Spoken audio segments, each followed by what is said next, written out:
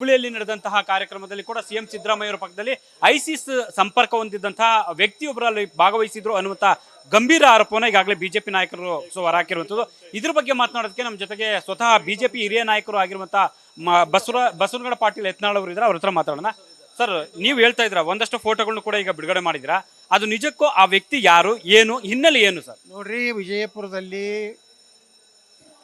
Adil Shahi ಇವನೊಂದು dynasty ಇತ್ತಲ್ಲ, ಆ ಒಂದು ಆದಿಲ್ ಶಾಹಿ ರಾಜ್ಯದಲ್ಲಿ ಹಾಸಿಂ ಪೀರ ಅಂತ ಹೇಳಿ ಒಂದು ಸೂಫಿ ಸಂತ, ಆ ಗೋಲ್ ಗುಂಬಜ್ ಏನಿದೆ ಅದ್ರ ಪಕ್ಕದಲ್ಲಿ ಅದರದ್ದು ಒಂದು ದರ್ಗಾ ಇದೆ. ಅಲ್ಲಿ ಅವರ ಏನು ಹಾಸಿಂ ಪೀರ ಅವ್ರದ್ದು ಗೋರಿ ಇದೆ. ಏನೋ ಹಿಂದಕ್ಕೆ ಮೊಹಮ್ಮದ್ ಪೈಗಂಬರು ಒಂದು ಅಲ್ಲಿ ಕುರು ಇದೆ ಅಂತ ಹೇಳ್ತಾರೆ. ಅದರ ಒಂದು ಗದ್ದಿಗೆ ಇದೆ, ಅದಕ್ಕೊಬ್ಬರು ಮೌಲ್ವಿಗಳಿದ್ದಾರೆ, ಅವರು ಒಳಗಡೆ ಇರ್ತಾರೆ.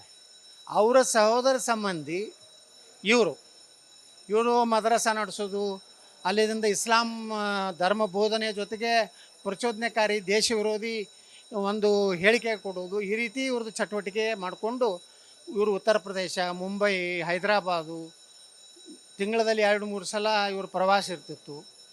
ಧರ್ಮದ ಬೋಧನೆ ನೆಪದಲ್ಲಿ ಹೊರಗಿನಿಂದ ಹಣ ಬರ್ತಿತ್ತು.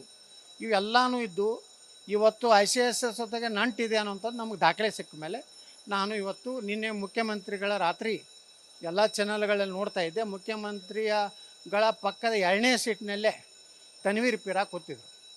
ಅವಾಗ ನಾ ಎಲ್ಲ ದಾಖಲೆ ತೆಗೆದಾಗ ಈ ಮನುಷ್ಯಂದು ಇದೇ ನಮ್ಮ ಬಳಿ ದಾಖಲೆ ಅಂತೇಳಿ ನನಗೆ ಬೇಕಾದವ್ರು ಕೊಟ್ಟರು.